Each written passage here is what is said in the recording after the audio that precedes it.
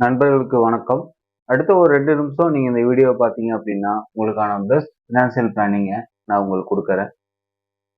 எல்ஐசில ஒரே ஒரு பாலிசி நீங்க எடுத்துக்கிட்டீங்க அப்படின்னா, உங்களோட பசங்களோட ஸ்கூல் செலவுக்கு ஒரு ரூ. 6,00,000 குடுக்கும். அதே உங்களோட பசங்களோட காலேஜ் செலவுக்கு ஒரு ரூ. 4,00,000 இந்த பாலிசியிலிருந்து எடுத்துக்கலாம். உங்களோட பசங்களோட மேரேஜ் செலவுக்கு ஒரு ரூ. 5,00,000 இந்த பாலிசியிலிருந்து எடுத்துக்கலாம்.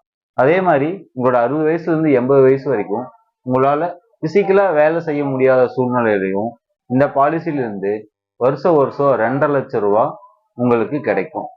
அந்த விதத்துல பார்த்தோம் அப்படின்னா உங்களோட மொத்த ரிட்டைர்மெண்ட் லைஃப்லையும் ஒரு ரூ. 50,00,000 உங்களுக்கு கிடைக்கும்.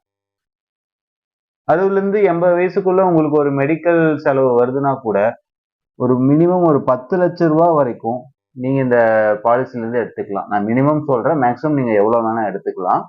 54,58,988.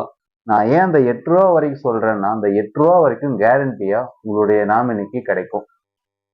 மொத்தத்துல நீங்க இருக்கும்போது ரூ. 75,00,000 நீங்க பயன்படுத்திக்கிறீங்க.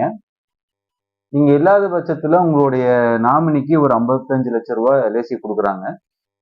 மொத்தம் ரூ. 1,30,00,000 இந்த பாலிசில இருந்து நீங்க பயன்பெறலாம். நார்மலா பாத்தீங்கன்னா உங்களுக்கு ரூ. 1,30,00,000 செலவு இருக்கு. நீங்க அத சம்பாரிச்சு நீங்க அத கட்டுறீங்க. ரூ. 1,30,00,000 நீங்க கையில இருந்து கொடுக்கறதுக்கு நீங்க எல்ஐசில மாசம் மாசம் ரூ. 5,900 கட்டுனீங்கன்னா ஒரு 16 வருஷத்துக்கு கட்டுனீங்கன்னா மொத்தம் ரூ. 11,00,000 வரும். ரூ. 11,00,000 நீங்க எல்ஐசில ஒரு பிளான் எடுக்கிறது மூலியமா உங்களுக்கு ரூ. 1,30,00,000 பயன்கள் கிடைக்குது. இந்த பாலிசி உங்களுக்கு தேவைப்படும் அப்படின்னா ஸ்கிரீன்ல ஒரு நம்பர் போடுறேன். அந்த நம்பருக்கு உங்களுடைய வயது, உங்களுடைய வருமானம் இது 2யும் நீங்க எனக்கு அனுப்பிச்சு விடுங்க. உங்களுக்கான பெஸ்ட் பிளான் என்ன அப்படின்றத நான் உங்களுக்கு சொல்றேன். அதுக்கப்புறம் இந்த எல்ஐசி பாலிசி பிளானை எடுத்து நீங்க உங்களுடைய செலவுகளை பார்த்துக்க போறீங்களா? மாசம் மாசம் சம்பாதிக்கிற வருமானத்தை வச்சு அந்த செலவை பார்த்துக்க போறீங்களான்றது உங்களுடைய கையில் இருக்கு. நன்றி.